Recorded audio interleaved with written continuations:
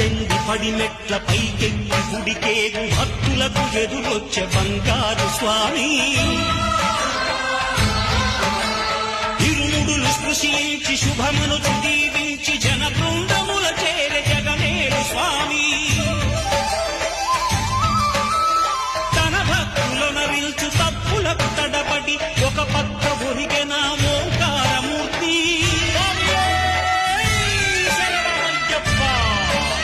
స్వాములందరూ తనకు సాయంబు కాగా ధీమంతుడై లేచే ఆ కన్య స్వామి